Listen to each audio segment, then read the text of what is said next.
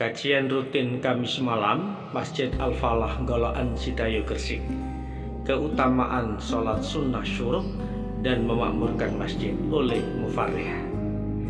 Keutamaan sholat sunnah fajar dan sholat sunnah syuruk. Keutamaan sholat sunnah sebelum subuh atau sholat fajar dikisahkan dari Aisyah radhiyallahu anha. Beliau bersabda, "Lam yakun Nabi sallallahu alaihi wasallam ala syai'in min nawafili ashadda minhu ta'ahudan ala raka'atal fajr." Nabi sallallahu alaihi wasallam tidaklah melakukan satu sholat sunnah pun yang lebih beliau jaga dalam melaksanakannya melebihi 2 rakaat sholat sunnah subuh. Hadis riwayat Muslim 1093 dan Muslim 1191. Keutamaan sholat sunnah subuh ini secara khusus juga disebutkan oleh Nabi Shallallahu Alaihi Wasallam. Rakaatul fajri khairum minad dunya wa ma fiha. 2 rakaat sholat sunnah subuh lebih baik daripada dunia dan seluruh isinya. Hadis riwayat Muslim 725. Kemudian keutamaan sholat sunnah syuruk dari Anas bin Malik radhiyallahu anhu. Dia berkata, Rasulullah sallallahu alaihi wasallam bersabda, "Man shallal ghadata fi jama'atin thumma qadama yadhkurullaha hatta tatlu asy-syamsu thumma shalla rak'ataini kanat lahu ka ajri hajjatin wa umratin tammatin."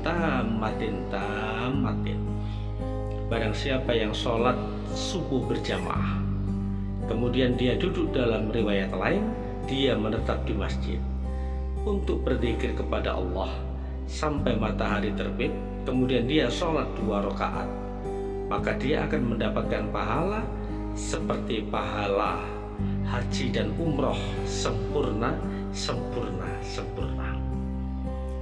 Pada riwayat lain dari Abu Umamah, Rasulullah Shallallahu Alaihi Wasallam bersabda, "Man shalla sholatas subhi fi masjidi jama'atin yasbutu fihi hatta yusalliya subhata dhuha kana ka ajri hajin aw umratin tamatan hajjatuhu wa umratuhu." Barang siapa yang mengerjakan sholat subuh dengan berjamaah di masjid, lalu dia tetap berdiam di masjid sampai melaksanakan sholat sunnah duha, maka ia seperti mendapat pahala orang yang berhaji atau berumroh secara sempurna. Tata cara sholat isyraq atau syuruk. 1.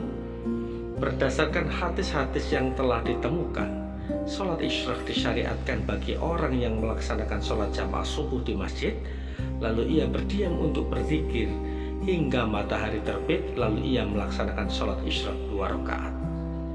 Ketika berdiam di masjid dianjurkan untuk berzikir. Zikir di sini bentuknya umum, bisa dengan membaca Al-Quran, membaca zikir, atau lebih khusus lagi membaca zikir pagi. Waktu sholat isyraq sebagaimana waktu dimulainya sholat duha, yaitu mulai matahari setinggi tombak sekitar 15-20 menit setelah matahari terbit. Hal ini sebagaimana keterangan Syekh Muhammad bin Shalih Al-Utsaimin dan Al-Lajnah Ad-Daimah mengenai pengertian matahari setinggi tombak. Fadilah lain dari sholat isyraq atau syuruk adalah dianjurkan memanfaatkan waktu pagi untuk beribadah dan bukan diisi dengan malas-malasan seperti kebiasaan sebagian muslim yang malah mengisi waktu selepas subuh dengan tidur pagi. Sungguh sia-sia waktu jika digunakan seperti itu. Lihat pembahasan kami pada bagian ini. Kemudian selanjutnya dianjurkan berdiam setelah sholat subuh untuk berzikir hingga matahari terbit, sebagaimana ini dicontohkan oleh Nabi Shallallahu Alaihi Wasallam. Dianjurkan berzikir setelah sholat subuh bisa dengan membaca Al-Quran dan membaca zikir pagi. Keutamaan mengerjakan sholat isyraq 2 rakaat adalah mendapatkan pahala haji dan umroh. Akan tetapi sholat ini tidak bisa menggantikan ibadah haji dan umroh, namun hanya sama dalam hal pahala dan balasan saja. Larangan sholat pada 3 waktu sebagaimana hadis Rasulullah Shallallahu Alaihi Wasallam. salasu sa'atin kana Nabi sallallahu alaihi wasallam yanhana an nusalliya fihinna au an nakbura fihinna mautana. Ada 3 waktu di mana Nabi sallallahu alaihi wasallam melarang kami untuk melaksanakan sholat di 3 waktu, yaitu sebagaimana di bawah ini, dan juga larangan untuk menguburkan jenazah. Hina tatalu syamsu bazighatan hatta tartafi'a, ketika matahari terbit sampai tinggi. Wa hina taqumu qa'imu dhahirati hatta tamila syamsu. 2, ketika seseorang berdiri di tengah bayangannya sampai matahari tergelincir. Wa hina taghayyafu lil furubi hatta taghruba. 3, ketika matahari miring hendak tenggelam sampai benar-benar tenggelam. Hadis riwayat Muslim 1926. Keutamaan memakmurkan masjid, sebagaimana firman Allah Ta'ala, innama ya'muru masajidallahi man amana billahi wal yaumil akhiri wa aqama salata wa ata zakata wa lam yakhsha illallaha fa'asa ulaika ayyakunu minal muhtadin. Hanyalah yang memakmurkan masjid-masjid Allah ialah orang-orang yang beriman kepada Allah dan hari kemudian, serta tetap mendirikan sholat, menunaikan zakat, dan tidak takut kepada siapapun selain kepada Allah. Maka merekalah orang-orang yang diharapkan termasuk golongan orang-orang yang mendapat petunjuk. Surat At-Taubah surat ke-9 ayat 18. Masjid adalah rumah Allah.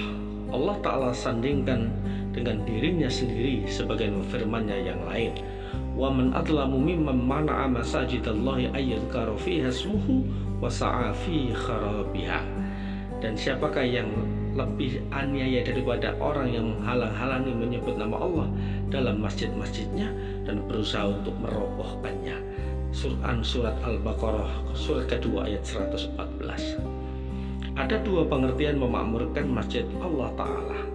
Pertama, membangun masjid, memperindah dan memperkokoh bangunannya. Namun ini hanya sekedar sarana saja, bukan tujuan utama memakmurkan masjid. Kedua, memakmurkan dengan melaksanakan ketaatan kepada Allah dan berzikir kepadanya di dalam masjid tersebut.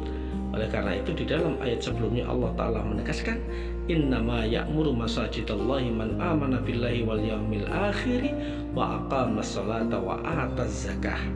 Hanyalah yang memakmurkan masjid-masjid Allah ialah orang-orang yang beriman kepada Allah dan hari kemudian, serta tetap mendirikan sholat, menunaikan zakat. Quran surat At-Taubah surat ke-9 ayat 18.